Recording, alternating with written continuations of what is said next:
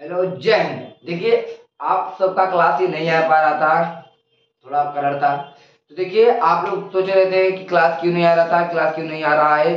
तो क्लास उसी अंदाज में, उसी धमाकेदार से चलना शुरू हो गया है और आपका क्लास क्या हुआ है, चलता रहेगा। तो चलिए, आज हम क्या पढ़ेंगे भाई, एम्पीयर के परिपति नियम का अनुप्रयोग। क्या भाई, अनुप्रयोग। तो लेट ना करते हुए हम क्या करते हैं और चलते हैं। और आप लोग किसी के जाने से या आने से दिक्कत नहीं लेना है आपको। श्री कृष्ण वासुदेव ये भगवान ये कहे गए हैं कि जो तुम्हें खोएगा वो जिंदगी भर रोएगा। बस तुमको अपने आप पे भरोसा रखना पड़ेगा भाई। चलो हम यहाँ क्या करते हैं, शुरू करते हैं। क्या करते हैं, इसे हम शुरू करते हैं। तो देखो इसका देखिए, चाहे पेपर में आएगा क्या क्या आएगा, चाहे एम्पीयर के परिपति नियम का अनुप्रयोग, या वो ऐसे आएगा या ये लिखेगा अनंत लंबाई के धारावाही तार के निकट चुंबकीय क्षेत्र। क्या भाई आप लोग को समझ आ गया। देखिए दो नाम से करके आएगा, कितने भाई, दो नाम का कर ये आएगा। क्या भाई, अनंत लंबाई के धारावाही तार के निकट चुंबकीय क्षेत्र। चलिए भाई, तो हम इसके निकट में चुंबकीय क्षेत्र बनाते हैं। ये क्या भाई, अनंत लंबाई क्या है, एक तार है। ये क्या भाई, अनंत लंबाई क्या है, ये तार है। अनंत लंबाई क्या है, ये तार है। इसमें धारा क्या मारे भाई, आई। धारा में क्या मारा है, आई। चलो भाई, ये क्या है, ये क्या बिंदु ओ है। क्या भाई, ये क्या चुंबकीय क्षेत्र है। देखिए ये क्या है, बिंदु ओ है, बिंदु ओ है। क्या है, बिंदु ओ है। यहाँ क्या है, यहाँ क्या है भाई, बिंदु क्या है, पी है। और ये क्या हम लोग ले लिए, अल्पांश।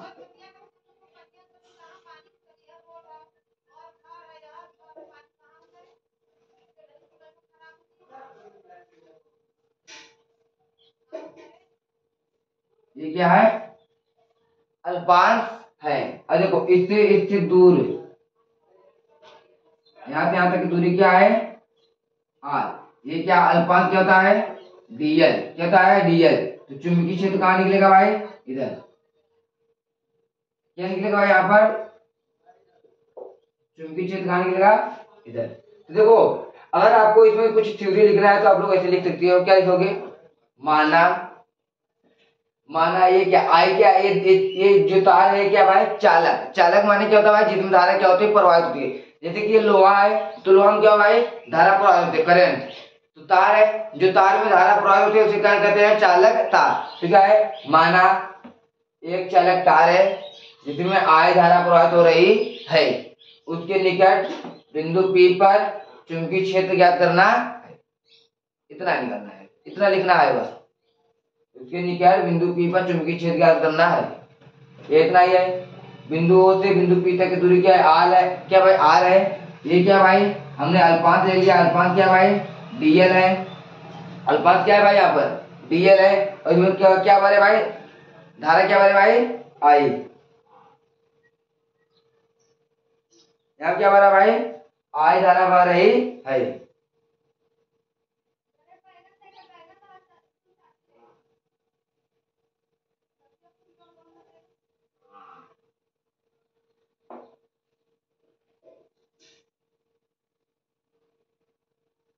चलिए ये देखिए, इसमें क्या आई धारा प्रवाहित हो रही है। अब चलिए हम आगे इसके लिखते हैं। क्या है, चुंबकीय क्षेत्र का रेखीय समाकलन। तो यहाँ हम लिखे हैं अतः, क्या भाई, अब रुकिए हम दूसरा मार्कर ले लेते हैं।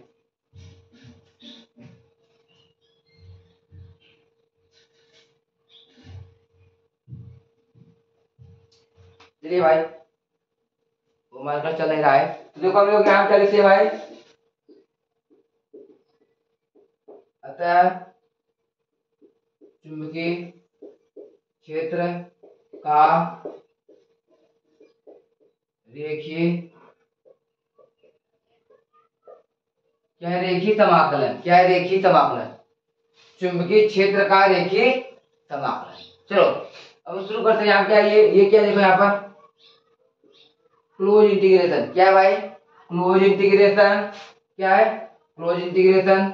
यहाँ देखो V vector dot D L vector. देखो यहाँ पर क्या निकालना भाई? देखो वी वेक्टर, ये क्या है? D L vector. V vector D L vector, V vector dot D L vector. यहाँ कौन सा कोड बन रहा है भाई? Cos theta. थीटा क्या है? यहाँ पे जीरो कोड बन रहा है। क्या भाई? यहाँ पर कोड क्या बन रहा है? शून्य। तो यहाँ क्या करते हैं हम रियल। अब देखो हम क्या करते हैं, देखिए क्लोज इंटीग्रेशन हम क्या करेंगे, इस डॉट को हटा देंगे। क्या भाई? जब इस हम डॉट, जब ये डॉट जो है जब इसे हटाएंगे तो हम क्या होगा भाई? B D L cos theta. क्या भाई? B D L cos theta. यहाँ पर क्लोज इंटीग्रेशन यहाँ क्या है? B D L cos theta. देखो यहाँ पर सी ओ एस कॉस, यहाँ पर क्या भाई? जीरो। यहाँ पर देखो भाई थीटा कोई बन रहा है, यहाँ क्या बन रहा है? जीरो। क्या भाई? यहाँ पर थीटा कोड क्या है भाई? जीरो है। यहाँ क्या हो जाएगा भाई? ये जीरो। क्या देखो ये क्या है? क्लोज इंटीग्रेशन क्या है यहाँ पर भाई? बी डी एल इंटू एक। आप लोग पढ़े हो कॉस जीरो का मान एक होता है। क्या भाई? कॉस जीरो का मान एक होता है, तो यहाँ पर एक हो गया। तो यहाँ देखो भाई close integration B D L, क्या भाई? बी डी एल आ गया। देखो इसके हम आगे करते हैं। यहाँ पर लिखते हैं तो यहाँ क्या भाई? ये बी बाहर चला आएगा और ये क्या है भाई? डीएल हो जाएगा। ये जो बी है यहाँ पर बी क्या हुआ? इसके बाहर चला जाएगा, ये यहाँ पर डीएल रहेगा। तो देखो यहाँ पर क्या हो जाएगा? बी और जो डीएल, डी और एल। मैंने बताया था कि अगर डी एक्स है तो यहाँ पर एक्स हो जाएगा, अगर डी वाई है तो यहाँ पर वाई हो जाएगा, अगर डी जेड है तो यहाँ पर जेड हो जाएगा। तो ऐसे यहाँ पर अगर डी, क्या भाई? डी एल है तो यहाँ पर एल हो जाएगा भाई। ठीक ना? जब डी एल है तो क्या हो जाएगा? एल हो जाएगा। तो एल का मान क्या होता है भाई? 2 पाई आर। तो यहाँ पर क्या भाई हो जाएगा? तो यहाँ पर एल का मान क्या होता है भाई? ये एल हो जाएगा, यहाँ एल हो जाएगा। और एल का मान क्या होता है भाई? 2 पाई आर। चलो एल का मान क्या होता है भाई? 2 पाई आर। तो यहाँ पर 2 पाई आर। ये आपका भाई क्या हुआ? समीकरण नंबर एक। क्या है ये क्या है? समीकरण नंबर एक। अब देखिए यहाँ पर, अब उसके नीचे लिखते हैं क्या भाई? एम्पियर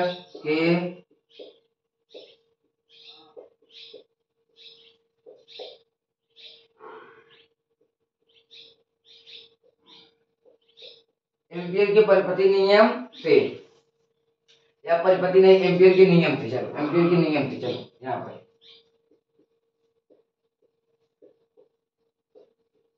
एम्पियर के नियम से। तो यहाँ क्या था भाई? उसका एम्पियर के नियम क्या था भाई? Close integration. क्या था भाई? क्लोज इंटीग्रेशन यहाँ क्या था? B vector dot D L vector बराबर म्यू नॉट आई। क्या था भाई? B vector dot D L vector बराबर म्यू नॉट आई। हमने आपको बताया था किसकी जरूरत पड़ेगी, क्या पड़ेगी, आप लोग भाई इसे याद रखो। तो यहाँ भाई B vector dot D L vector बराबर म्यू नॉट आई। अब देखो ये भाई ये क्या है? ये क्या है? एम्पियर का परिपति नियम। ये क्या होगा? समीकरण नंबर 2। तो इसी की हमको जरूरत पड़ेगा क्योंकि बराबर में है, तो बराबर में ये भी है, बराबर में ये भी है, तो इसकी जगह पर हम ये लिख सकते हैं। तो यहाँ पर हम लिखते हैं क्या भाई? समीकरण नंबर 1 व 2 से। क्या है समीकरण नंबर 1 व 2 से? तो समीकरण नंबर 1 क्या है? Mu naught I. क्या है समीकरण नंबर 1? क्या है यहाँ पर? बी 2 पाई आर बराबर, और समीकरण नंबर 2 क्या है यहाँ पर? Mu naught I. क्या है? Mu naught I. तो हम क्या करते हैं यहाँ पर? बी बराबर mu naught I upon 2 pi R. क्या है यहाँ पर? यही इसका है एम्पियर के परिपति नियम के अनुप्रयोग। क्या है? यही क्या है? अनुप्रयोग।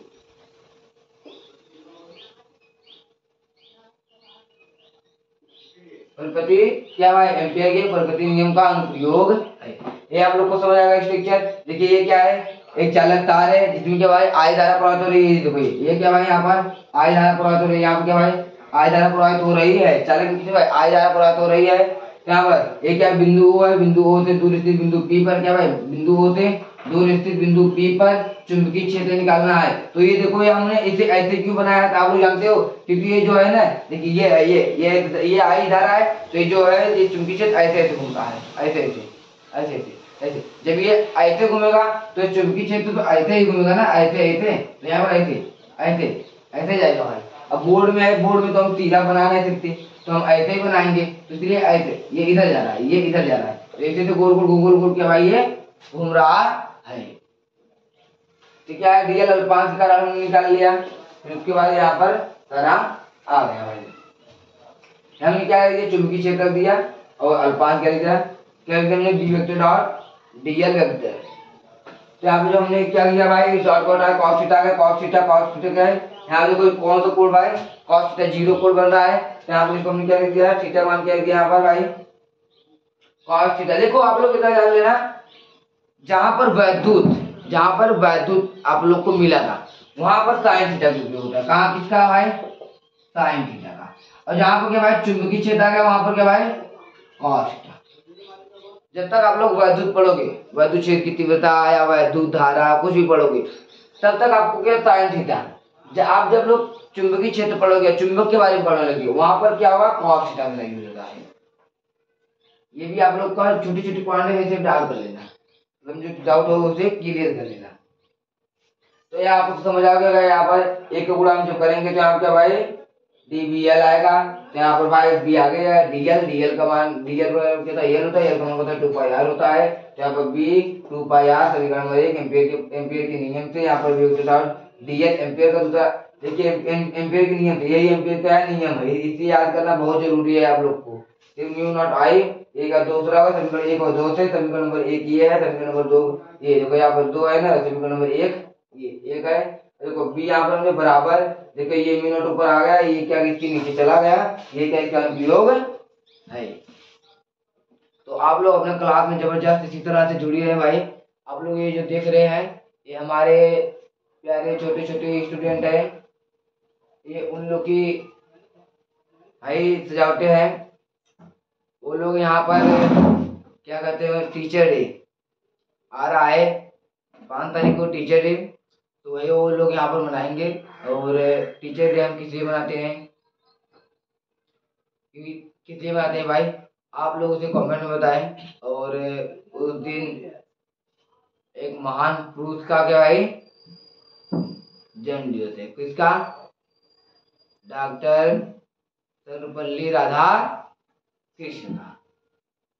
देखिए यहाँ पर टीचर डे इसलिए नहीं मनाया था कि यहाँ पर क्या है कि टीचर को पेन कापी और केक को काट के वगैरह वगैरह ये सब करिए, इसलिए टीचर डे नहीं मनाता। टीचर डे इसलिए मनाया जाता है कि सबको एकत्रित होकर, लड़कों और सारे टीचरों को एकत्रित होकर उस विषय में समझे कि कहाँ पर बच्चों को तकलीफ हो रहा है या कौन सी चीज नहीं हो पा रहा है, क्या कारण है, ये सब समझने के लिए होता है टीचर डे। तो आप लोग भाई स्कूल में प्रोग्राम चल रहे हैं तो अच्छे से मनाइए, क्योंकि अब अगर आप लोग क्लास 12 में हो इस बार तो आपका स्कूल खत्म, अब आ जाएगा आप लोग कॉलेज में। तो अब हम चलते हैं, अगले क्लास में मिलेंगे। जय हिंद।